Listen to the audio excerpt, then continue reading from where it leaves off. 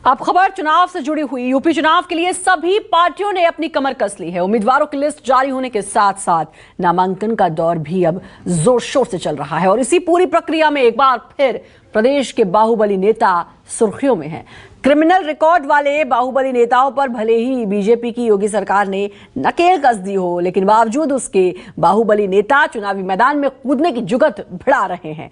UP चुनाव में बाहुबली नेताओं का क्या गुणा गणित है, आइए आपको बताते हैं हमारी इस खास रिपोर्ट में। आप सबको मेरे ससुराल में बहुत बहुत स्वागत। प्रदेश में कोई दंगा नहीं, क्योंकि दंगाइयों को मालूम है दंगा करेंगे तो 7 पीढ़ियां भरते भरते थक जाएंगी, लेकिन भरपाई नहीं होगी। यूपी में चढ़ा चुनावी पारा। हमने कहा था अयोध्या में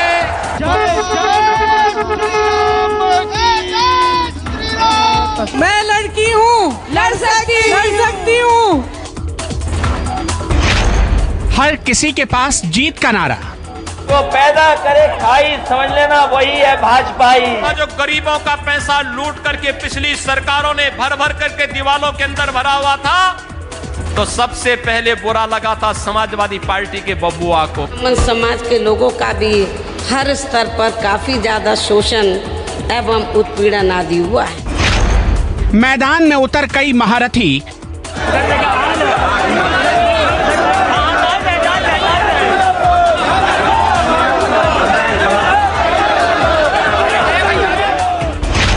बाहुबलियों पर भी नजर टिकी।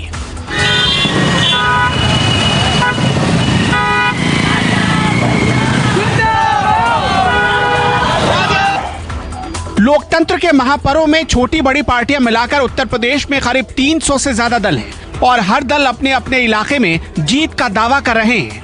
लेकिन प्रदेश में सीधा और तीखा मुकाबला इन्हीं 4 दिग्गजों के बीच है और हर पार्टी अपने अपने हिसाब से जनता का मूड भांपने और वोट अपने पाले करने की जुगत में जुट गई है। हर बार की तरह इस बार भी विधानसभा चुनाव में बाहुबली उम्मीदवारों पर सबकी नजर लगी हुई है।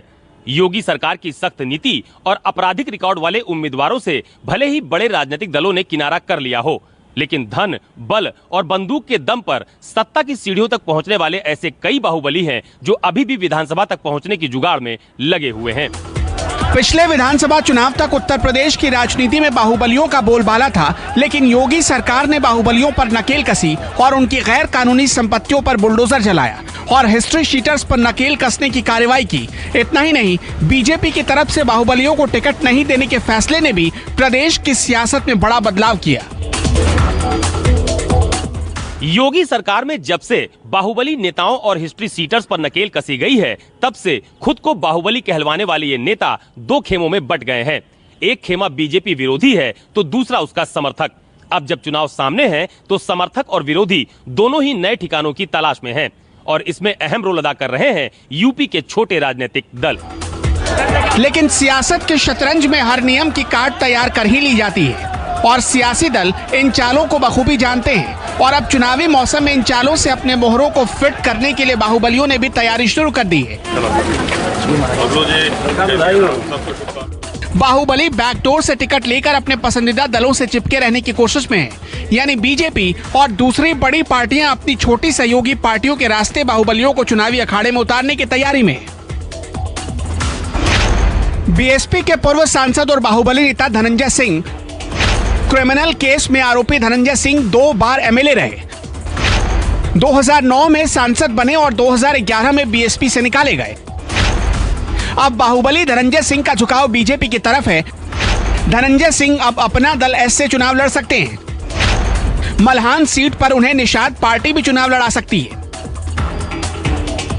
साफ है, बीजेपी से धनंजय सिंह को टिकट मिलने का कोई चांस नहीं, इसलिए वो अपना दल एस और निषाद जैसी छोटी पार्टियों के संपर्क में है। इतना ही नहीं, धनंजय सिंह के करीबी अजय सिंह सिपाही और अतरौलिया से अखंड सिंह भी निषाद पार्टी के ही संपर्क में बताए जा रहे हैं। बीकापुर से बीएसपी के पूर्व विधायक जितेंद्र सिंह बबलू हैं। बाहुबली जितेंद्र सिंह बबलू पर कई क्रिमिनल केस दर्ज है।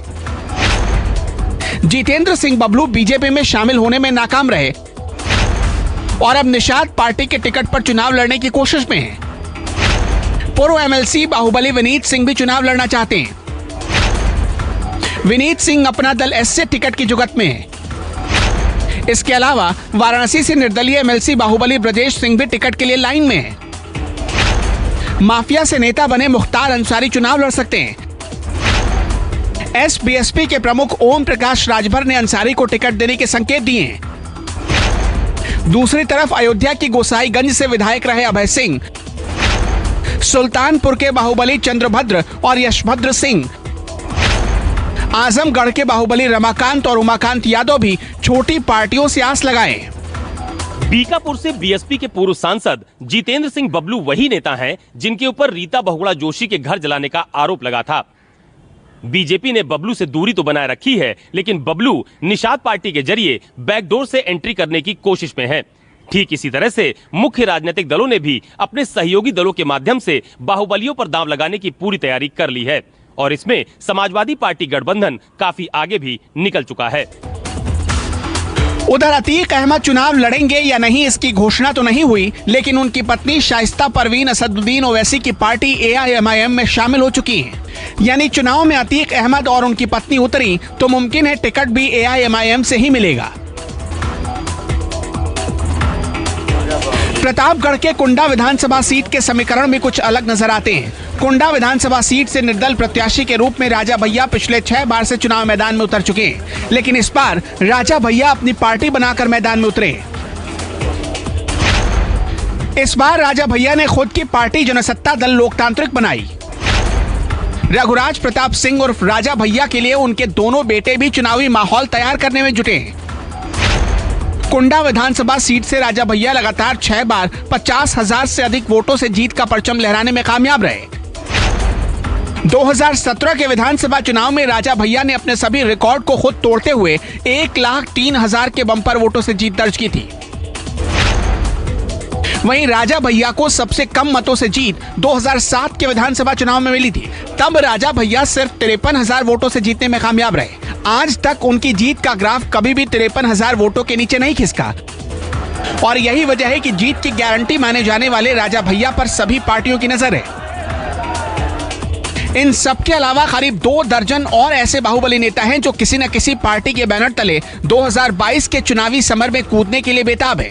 मुख्य दलों ने क्रिमिनल रिकॉर्डधारियों से पीछा छुड़ाने की तैयारी की, लेकिन सहयोगी छोटे दल बड़ी भूमिका निभाकर बाहुबली नेताओं को एंट्री दिलाने की तैयारी में है और इसके पीछे की बड़ी वजह है कि दल जीत की गारंटी वाले प्रत्याशी तलाशते हैं।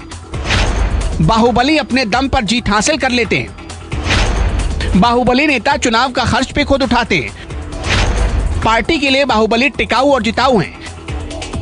यही वजह है कि बाहुबली नेता अब उन छोटे दलों की तरफ नजर टिकाए बैठे हैं जिनका दायरा भी एक इलाके तक सीमित होता है और हर बार की तरह इस बार भी कई बड़े आपराधिक रिकॉर्ड वाले बाहुबली भी जेल के अंदर से ही अपनी विधायकी पक्की करने की तैयारियों में जुट चुके हैं।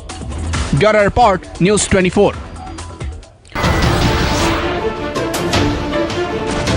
नमस्कार, मैं हूं मानक गुप्ता।